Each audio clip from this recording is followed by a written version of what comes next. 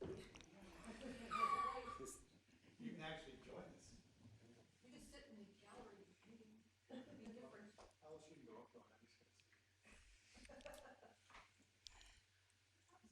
Are we live? You're on YouTube, you gotta go. Good evening. My name is Alice Lutz, and as Deputy Mayor, I welcome our live audience and our viewers on YouTube to Sechelt's E-Town Hall on our Development Cost Charge Review. For those of you who may not be familiar with this building, there's washrooms are at the back of the foyer, and please help yourself to refreshments. They're available for anyone here in the room. And please, out of respect for the participants, please silence your electronic devices. It's my pleasure to be chairing this event as Mayor Milne is unable to be in attendance tonight. On my left are representatives of our council. We have Noel Mueller, Darren Inkster sitting in the audience, Doug Wright, Darnelda Seegers, and Mike Shanks. On my right, we have this evening's presenters, James Klukas from Urban Systems Limited, Doug Stewart, Sechelt Director of Finance, Nikki Hoagland, Sechelt's Director of Engineering and Operations Services.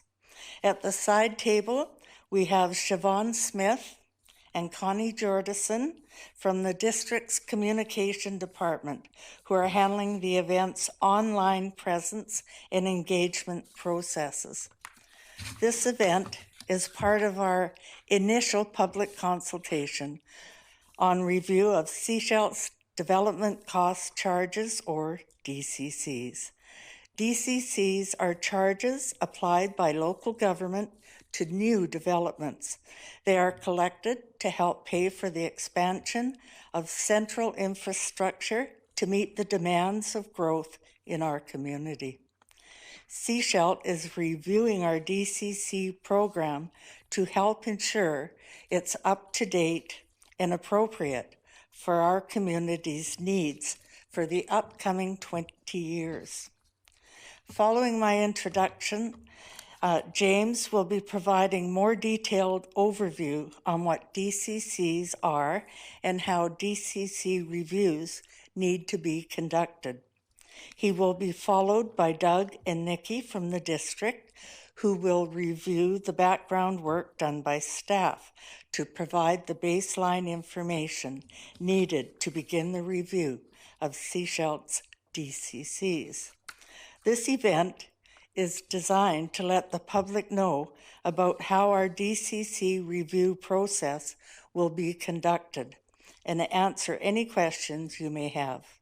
We also want to hear from you, and we're looking forward to the input of your views regarding how Sechelt should be planning for the future growth of our population and of our central infrastructure. We will be providing our audience with opportunities to engage with us throughout the evening. For our online audience, you can join in the discussion via Twitter using hashtag SecheltDCC, by using our web form on sechelt.ca, by clicking on the DCC review icon, or by sending us an email to info@sechelt.ca. You can send online input at any time.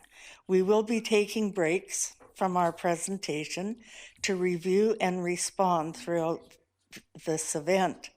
For members of our live audience, we encourage you to ask your questions or make your comments during those opportunities by stepping forward to the microphone next to Councillor Shanks. It's now my pleasure to introduce James Klukas, Local Government Advisor with Urban Systems Limited. James has been involved in DCC review processes in a number of communities. throughout British Columbia over a number of years.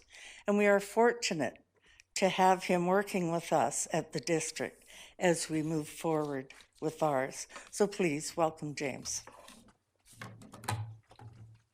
Thanks.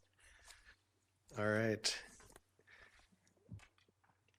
Thank you for the introduction. And as mentioned, I'm just going to start out with an overview of what development cost charges are. So first off, as you can see here, development cost charges are charges that are levied on development to help pay for the costs of growth-related infrastructure and parks. So really, at their core, development cost charges are a means of collecting funds from developers in the community to pay for the needs of growth. And what DCCs are not are a tool intended to cover existing deficiencies or operations and maintenance of infrastructure. So really, it's focused on a means of distributing the costs of growth-related infrastructure and parks amongst many developers in the community. Why are we updating the DCC bylaw now? In fact, there are a number of DCC bylaws in place in the district of Sechelt right now. Some of them were established in the early 1990s and amended in the early 2000s, and others were established in the early 2000s. And so as you can imagine, since that time, there have been rising costs for both construction and land acquisition for DCC projects. The district has updated information in a number of different areas. Since DCC bylaws were established, the district completed an official community plan that sets the long-term vision for land use in the community. And there are also a number of master plans in place for infrastructure and parks. And again, these have been completed since the previous DCC programs were established. And then finally, the previous DCC programs were based on the projects that were needed at that time. And as you can imagine, many of the projects included in the capital program a decade or over a decade ago have been completed. And so there's a need to update the DCC capital program to ensure that it's reflective of the district's capital needs moving forward. As I mentioned, there's a number of different DCC bylaws in place in the district right now. In terms of wastewater, there are 3 different bylaws: the sewage treatment plant DCC bylaw, and then 2 different DCC bylaws for different collection systems in West Sechelt and West Porpoise Bay. There's a drainage bylaw established in early 1990s, a parks bylaw established in 96, and then a transportation bylaw that was last amended in 2004. So again, you can see that it's been well over a decade since there have been any amendments to the district's DCC program. And then in addition to those bylaws, there's a regional DCC levied by the Sunshine Coast Regional District for water. And that DCC bylaw was just recently amended in late 2015. And so one of the key goals of this project, again, is to update the DCC program. We're planning on creating one consolidated bylaw for the DCC program, as opposed to having a number of separate different bylaws. Of course, there will still be the separate regional district bylaw on the side as well. But for the infrastructure and parks that are applicable in the district of Sechelt, there will be one DCC bylaw. And then, as you can see, for wastewater, there are a couple of area-based DCC bylaws, and another key goal of the review is to shift towards a district-wide DCC approach as opposed to the area-based approach, now that expansion of the collection systems has largely been complete since those were planned in the early 1990s. So I'll just get into a little bit of background on the legislative context for DCCs and what DCCs are all about a little bit more with a bit of a DCC 101 sort of presentation. And just want to highlight again, DCCs are one of many different cost recovery tools for the costs of growth in the community. And so there are another number of other tools available to local governments in British Columbia. These are things such as the use of general revenue at time of subdivision, municipalities can require dedication of parkland for local parks, so that's 5% parkland dedication. For neighborhood-based improvements, there can be specified area charges, or what's now known as local area services. At time of development, local governments can require the provision of off-site works and services through works and services agreements. And so those might be things like frontage improvements adjacent to a new development. And then for things that aren't included in a DCC program, that may be beyond what can be included. There are community amenity contributions in some communities, so that might help to fund the growth-related impact on things like recreation facilities or other community amenities such as affordable housing that might be desirable as a result of development. And then finally as well, grants and cost-sharing approaches can help to fund the growth-related needs in the community as well. Just for those who are interested in the legislative context, one of the unique things about DCCs is that they're one of the most legislated sort of aspects of cost recovery for growth-related infrastructure and parks. In the Local Government Act, it's quite specific about what can and cannot be included in a DCC program. And then the province has also published a provincial DCC best practices guide available for those who are interested. That's on the province's, the local government website through the Ministry of Community, Sport and Cultural Development. And again, this is highlighted in the Local Government Act, but in terms of what DCCs can pay for, they can pay for transportation infrastructure upgrades, such as intersection and road improvements in pedestrian and bicycle facilities. They can pay for wastewater infrastructure, such as mains, lift stations, and treatment plant upgrades. They can pay for drainage infrastructure, such as mains, detention facilities, outfalls, and then park and trail facilities as well. And then on top of that, so these are the ones applicable in the district of Sechelt, and then of course there's the regional DCC for water infrastructure as well. The key again is that the infrastructure included in a DCC program must be required to meet the needs of growth. So again, we're not looking at any infrastructure or parkland that's specifically needed 100% just for the existing community. There's got to be an aspect of it being development related. So again, what do DCCs not pay for? They can't pay for operation, maintenance, and replacement of existing infrastructure. They can't pay for new or upgraded engineering works that might be required solely for the existing population. And then also the DCC legislation doesn't allow for the inclusion of facilities such as libraries, fire halls, police stations, and most parks and recreation buildings in the DCC bylaw. So there are two ways that DCCs are collected. For single detached developments, DCCs are collected time of subdivision. And then for other developments, such as townhouses, apartments, commercial or industrial developments, DCCs are charged at time of building permit. And just to highlight the process of generating the DCC program, you can see we're in the midst of this right now, but essentially we start. Step one is to estimate growth in the community. So the growth that's included in the DCC program, it must be consistent with the growth that's planned in the official community plan. And so we project out how much new residential, commercial, institutional, industrial development will occur typically over the horizon of the official community plan. So most often that would be a 20-year horizon as it is here in Sechelt.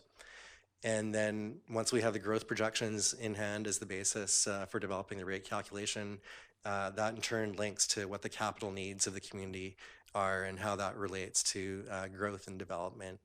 And so the district, through its master planning processes and various studies, determines the capital costs for growth-related infrastructure and park facilities. And then that sort of rounds out the DCC program. And from then we're into some calculation steps. So you can see the next step is to determine what's called benefit factors.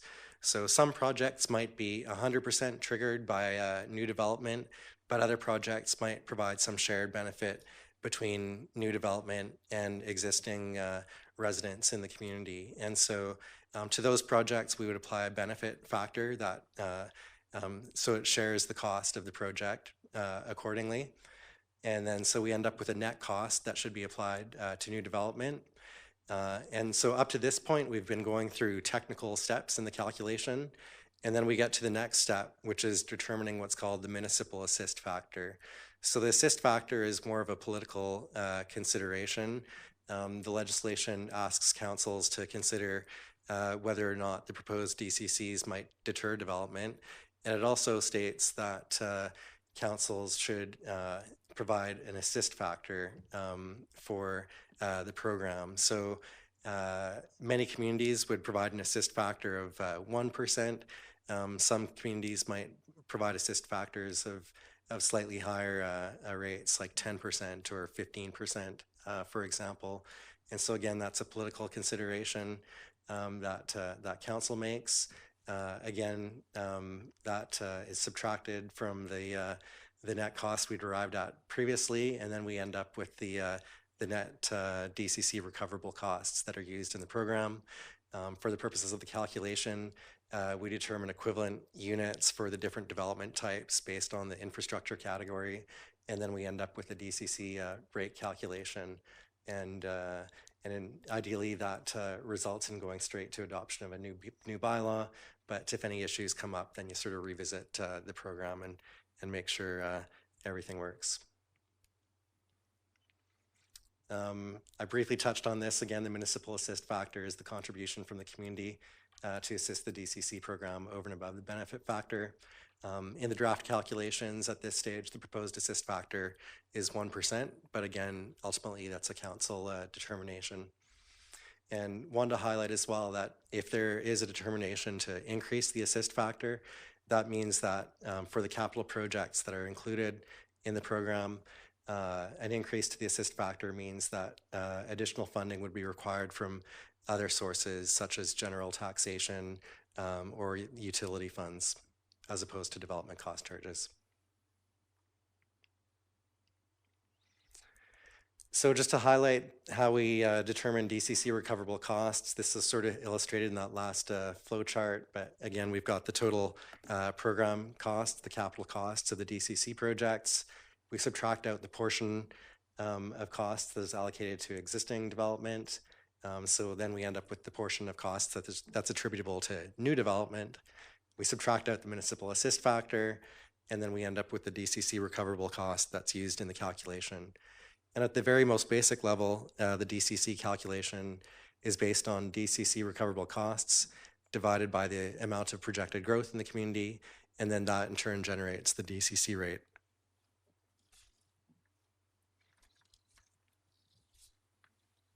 So I wanted to take a couple moments just to highlight some comparison rates in other communities.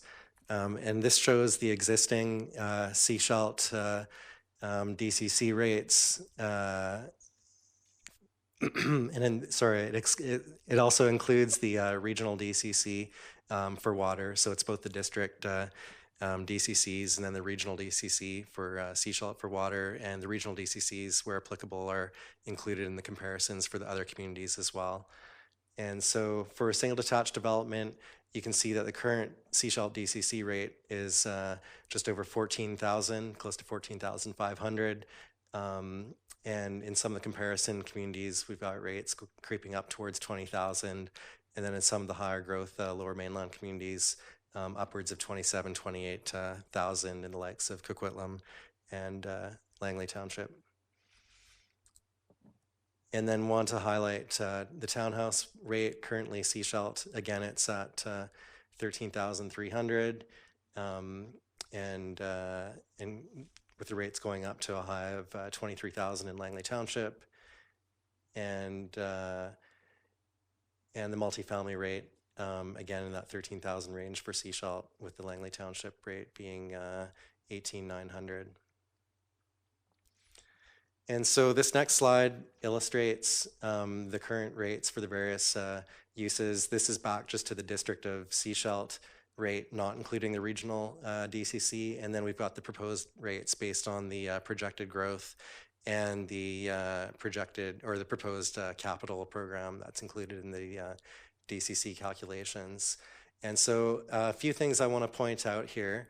Well, first off, Doug and Nikki will be going into more detail shortly on the growth projections and the capital program, but just want to provide this for an overview. One thing you'll notice is that in the current bylaw that's applicable today, Sechelt has the same DCC rate for single detached townhouse and apartment uses. And one of the goals of this program is to come to a more equitable distribution of rates between those uses based on the load that the different residential development types place on infrastructure or parks, typically based on the occupancy rates that we would see in those types of uses. So you can see that there's a substantial DCC increase proposed for single-family development, while the townhouse rate of increase is substantially less, at like a 40% increase compared to the current rates.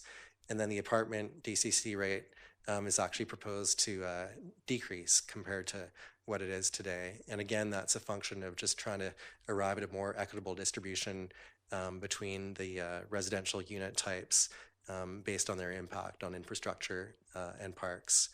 As well, the congregate care rate, you see that there would be a slight decrease, but then because of the age of the DCC program and the time that's lapsed since the previous review, we also see increases in the commercial, industrial, and institutional rates, as you can see on the table here.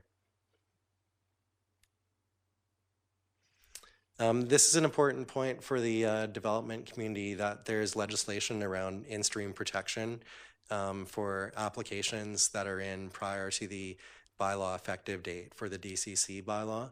And this is spelled out in the Local Government Act, but essentially there are two different approaches here, one for subdivision applications and one for building permit applications. So again, DCCs for single detached development are payable at time of subdivision, and based on the Local Government Act, if a developer has a complete subdivision application in with the district prior to the DCC bylaw effective date, when the DCC bylaw basically is adopted, if the complete subdivision application is in and the application fees are paid, then the developer would have rate protection for a period of 12 months. And so they could pay the current DCC rates as opposed to the new DCC rates, again, provided that they've got a complete application in before the DCC bylaw effective date. It's a little bit more complicated for building permit applications because the Local Government Act spells out some provisions related to precursor applications.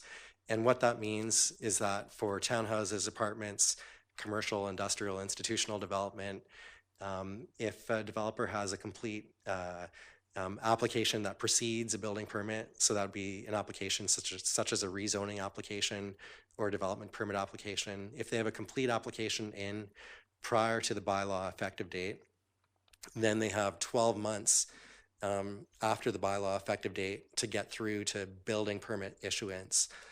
And if they can get to building permit issuance within that 12-month period after the bylaw effective date, then again, they can pay that grandfathered DCC rate.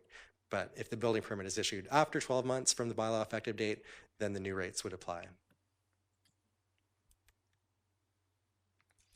And just to briefly touch on our process for review, we're at that third point, public consultation in June. And as next steps, we'll be drafting the DCC bylaw, engaging the Ministry of Community, Sport and Cultural Development in a review as well. Ultimately, the Inspector of Municipalities provincially is required to approve DCC bylaws between third and fourth reading.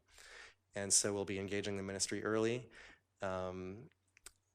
We'll be going back to, I believe it's the Finance Committee in July or August, and then back to the development community as well for further consultation. and then moving into a bylaw approval process and proposed adoption in the early fall, again, subject to the timing of the ministry, which is responsible for approving DCC bylaws. And with that, I'll pass it back to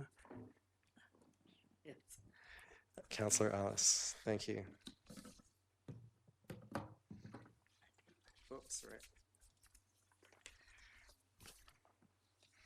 Thank you, James. Any questions?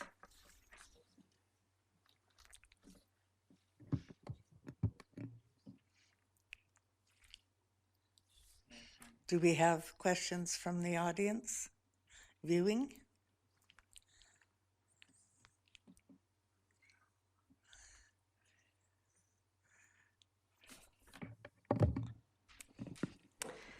Yes, we do have a few questions that were submitted online prior to the start of the meeting. So I'll begin here with a comment that we received from resident Cheryl Gower.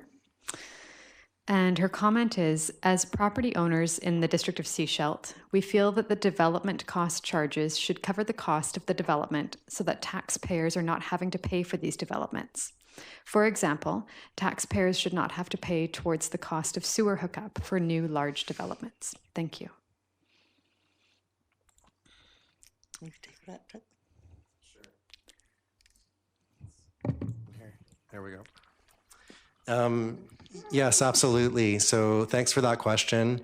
And again, DCCs are like a legislated tool that is intended to equitably cover the cost of growth-related infrastructure and parks, and to spread that cost between multiple developers. So the cost isn't put, say, on like one developer who reaches a certain trigger point and has to pay for a whole bunch of infrastructure. It's a means of spreading the cost of multiple growth-related projects that the district is planning to complete, and to spread that cost between multiple developers. So with the proposed rates, you can see that in some categories there are increases proposed that reflect the amount of time essentially that's passed since the past DCC bylaw updates. And again, the intention is to equitably spread the cost of growth-related infrastructure and parks between a group of developers in the community, or all developers in the community, I should say. Thank you. Do we have more questions? We do have more questions. I'm not sure if you want to address some of them now, or if you'd rather wait for the other presentations. What would you prefer? If they are ones that James would handle, let's do those now. And then go on to the rest of the presentations. Okay. We have a question from Betty Johansson in terms of planned infrastructure, so perhaps this one would be appropriate. What determines whether a road project qualifies for DCC funding? Yeah, do you want to take that, or should I? Sure. Okay. Yeah, I mean, that's a good question. So there are any number of road projects that can be included in a DCC program. You might have things such as cross-section upgrades that, maybe they're even adding safety improvements or like pedestrian and cycling infrastructure. Or we could have like intersection upgrades. So a variety of different types of projects that can be included in the transportation category. And the key there is that they're like either increasing the capacity of the road system, or they could be providing safety improvements that are triggered by the additional capacity that the system will bear that is a result of the growth that's happening in the community. So those are some of the things that we look at to determine whether it's a growth-related project. Now, some of the other questions we have are quite specific to projects happening in Sechelt, so perhaps it's best if we wait for the other two presentations to ask those. Yes, I think you're right. And before we go on, I just want to, I was remiss, I didn't introduce two of our staff members. Andre Isaacoff is our Director of Development Services, and Sanath Vanderis is one of our engineers, so they're here too to help with questions if need be. And I want to remind our audience that at any time you can send input through Twitter, hashtag Sechelt DCC, via the web form on sechelt.ca or through email to info@Sechelt. So now I would like to introduce Sechelt's Director of Finance, Doug Stewart, who will review the district's baseline growth projections and one of the two essential elements that form part of the development cost charges, or DCC. So please welcome Doug.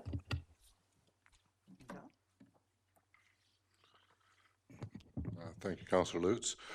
So my piece of this is quite quick. So as I'm just going to be going through the growth projections, as was mentioned earlier, growth is really sort of one half of the main calculation to determine what DCCs are. You take the total cost of capital divided by the growth.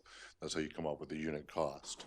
So essentially what we want to take is the growth projections and turn it into a number of dwelling units and then divide that dwelling units into the DCC calculator, to the capital cost to come up with the DCC calculation. So when we looked at the growth, we start with a population estimate. So for this program, we've estimated the population to grow by 1.4% annually. As you can see, that equates to about 3,000 more residents over the next 20 years. With that number, we then assume approximately 2 people per home, so it comes out to about 79 dwelling units per year, and that's the number we're trying to get to.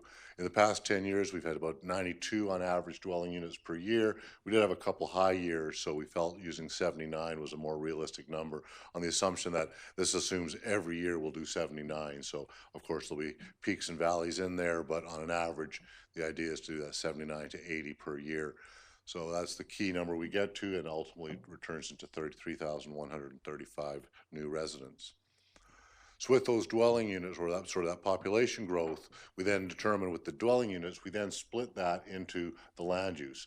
We use historical numbers to then determine how many single-family homes we may have, townhouses, apartments, congregate units. Particularly with that, those are the ones that are tied to the population.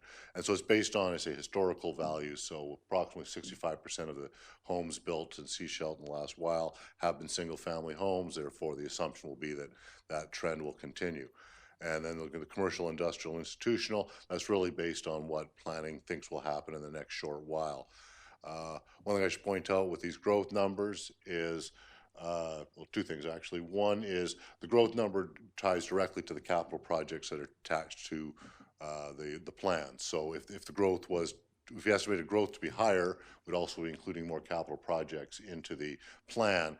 And so really often the number often comes out to be the same, where you've got more units but more costs associated with it. So with this lower growth, in the past we may have heard some discussion about expanding the wastewater or the water treatment plant, or wastewater treatment plant, sorry.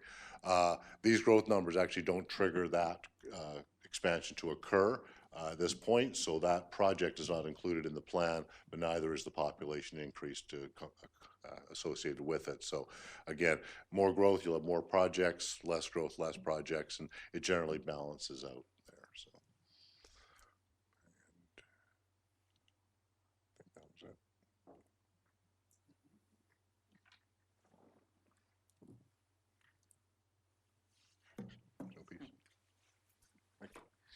Do we have any questions for Mr. Stewart?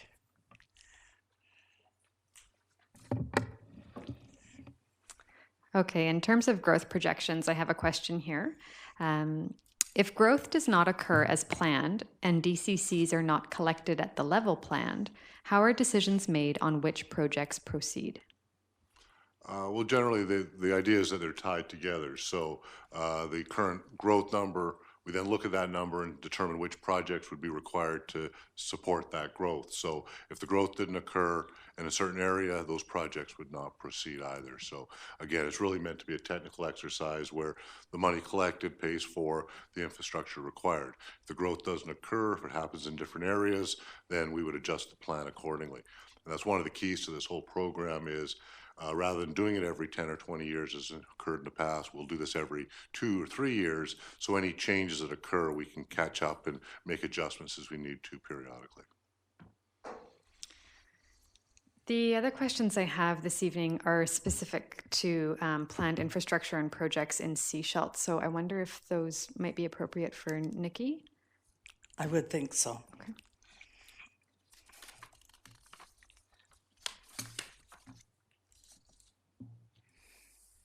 Okay. So thank you for those answers. And now I would like to call on Sechelt's Director of Engineering and Operations, Nikki Hoagland, who will review the district's proposed DCC infrastructure project plans to the year 2035, based on the growth projections presented. So please welcome Nikki.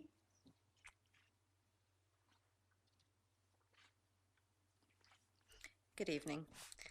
Through various studies and master plans, a series of projects is created to identify the costs of expanding and upgrading the district's transportation system, drainage system, wastewater system, and parks infrastructure to meet the increased demand generated by new growth. So this slide indicates that those exact breakdowns. So we have a transportation section. The total capital costs are $30.5 million associated with new growth. DCC recoverable section of that is $23.7 million, with the remainder of $6.8. Drainage, total capital costs are $7.5 million. DCC recoverable $4.5, and the remainder is $3. Wastewater projects, again, completely associated with growth. Total capital costs $3.3 million, DCC recoverable $2.7 with a remainder of $0.6. And parks, total capital cost $7.5 million, DCC recoverable $6.4, and the remainder $1.1. Again, as Doug indicated previously, if growth doesn't fuel the requirement for increased infrastructure, then the projects would simply be taken off the list. So the type of projects that are being proposed for the transportation side of things, these types of projects are new roads, road upgrades, and new roads and road upgrades are, again, associated with growth. They're associated with something happening in the community that does not currently exist.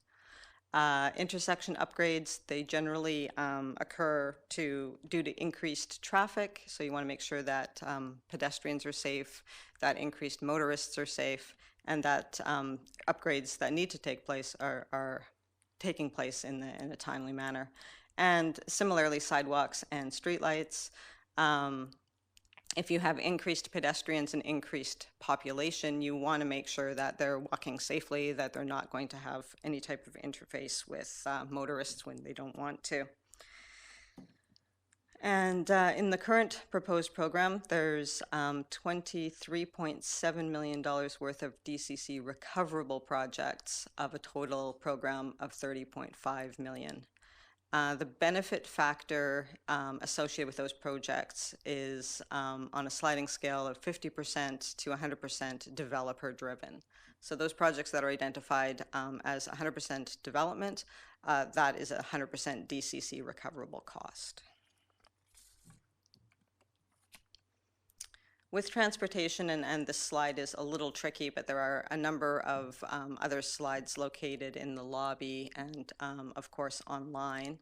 This basically just indicates that transportation is integrated, and it's very holistic with regard to the transportation system.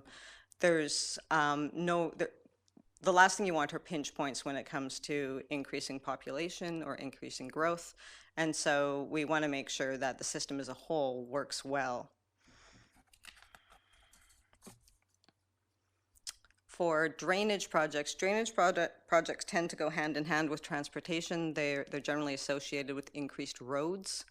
So they would be installed concurrently with the associated transportation projects.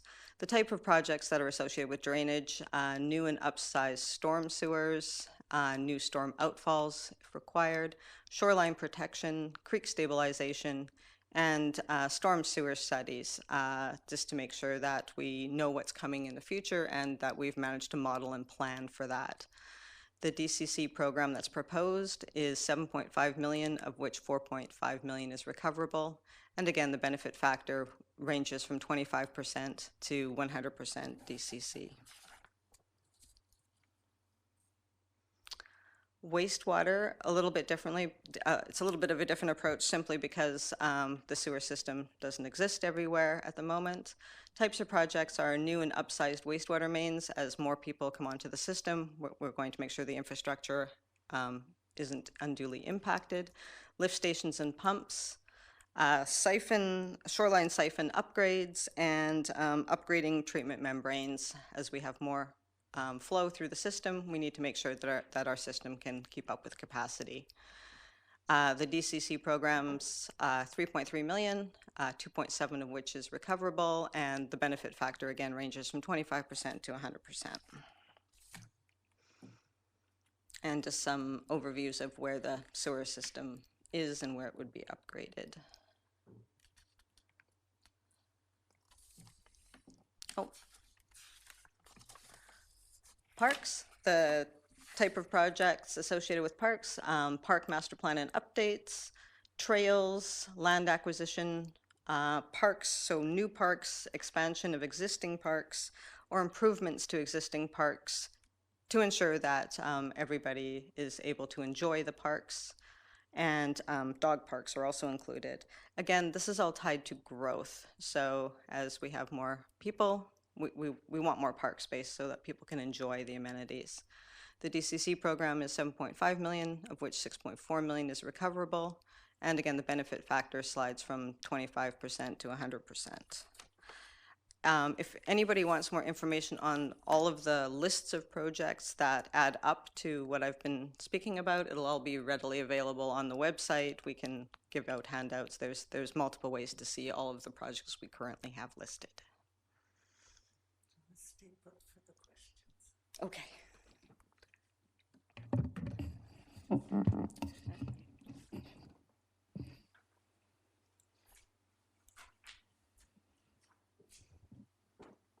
Okay, so I've got a few questions here in regards to specific projects. Could a project like the Suncoaster Trail, Roberts Creek to the airport, be funded from both parks and transportation DCCs? Do you want to answer that one?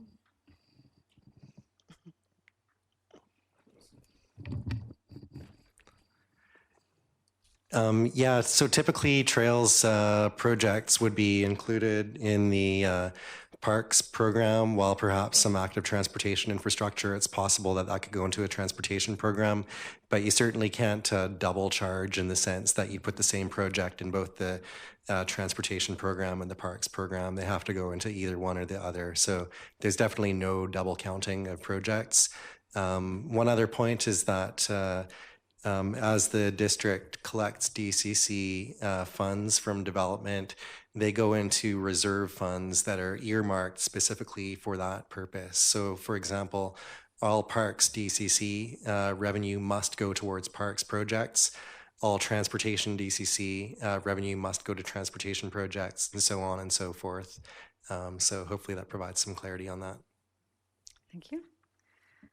So our next question is a comment rather. I have concerns about the impact of the proposed drainage project at Allen Road on the trees and the beach access at that location.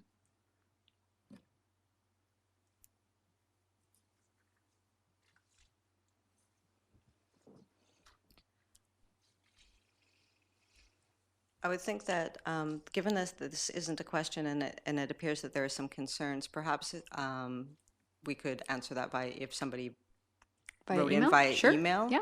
And we could just explore that a little bit further and find out what the concerns were, and then we would be able to adequately address them. Sure. So our last question is, will the road improvements on Selma Park Road be done in conjunction with the Sechelt Indian Band? As priorities on their lands will benefit, will they also be making a contribution to this project? For clarity, the road improvements for Selma Park Road are for a left turn lane at Selma Park Road. So the existing infrastructure is at capacity. So any future developments would require improved access and a newer improved turning lane. So this has been identified in our 2014 traffic study. It is 100% DCC driven. And it would be a joint project between the district, MODI, and ICBC. Okay, thank you. That's all we have for our online questions. Does our audience that's present have any questions at this point?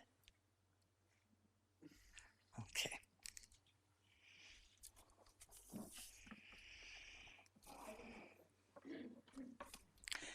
Will you come to the microphone? Thank you. And this may be that I haven't done sufficient homework myself, but is this new development related towards full development projects, or does it relate to a new development of a single family, just like a single house? Yeah, so DCCs are applicable for new development. If a single detached home were to be built on a home that like a lot that was already subdivided in the past, usually a DCC wouldn't be applicable because the DCCs for single detached development are charged at time of subdivision. So you've got an already subdivided lot. Okay. You know, in theory, a DCC would have been paid in the past for that subdivided lot, and so a DCC wouldn't be payable for a new single detached home on that property. Even if the lot in that area never was developed, it's not a rebuild; it is a brand new build, but on an area that was subdivided in the 60s, I believe. Right. Yeah, I mean, so different municipalities have different procedures, and so you would probably want to. It sounds like you're talking about a specific situation that you might want to confirm with staff, but often the approach would be to basically, you wouldn't be charged a new DCC because they're not charged at time of building permit for single detached development. They're charged at time of subdivision. Great, Yeah. thank you. Any further questions? Well, I want to thank you. Our online audience is reminded that you can send in input at any time through Twitter at hashtag SecheltDCC, via the web form on sechelt.ca, or via email to info@sechelt.ca. On behalf of all of the council and staff, I would like to express our appreciation to all who have taken the time to participate in this evening's e-town hall and the open house that was held earlier today.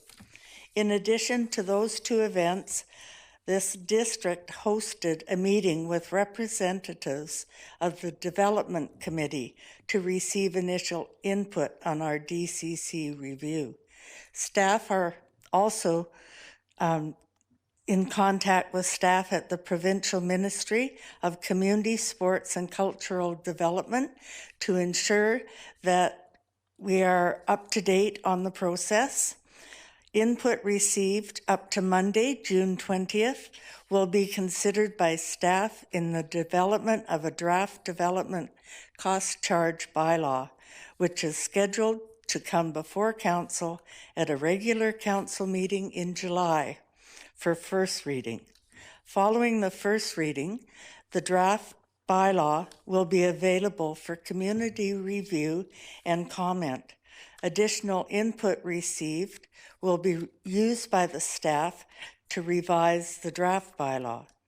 Revisions will be considered by council during the second and third reading of the bylaw, and that's scheduled for August. Once council has provided third reading to the bylaw, it will be forwarded to the province for review. Once provincial approval is received, the bylaw will come before Sechelt Council for consideration of adoption. Our goal is to have the bylaw ready for adoption in September of 2016. Are there any further questions or comments from our audience? Yes, please come forward.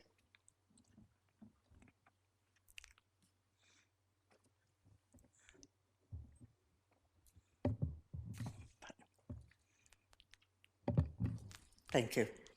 Yes, there was comment online that the whatever input there was from the developers at the meeting earlier today would also be available this evening. I wondered about that, but will that input or comments from the developers be available online before the end of the day tomorrow? I'll turn to our communication.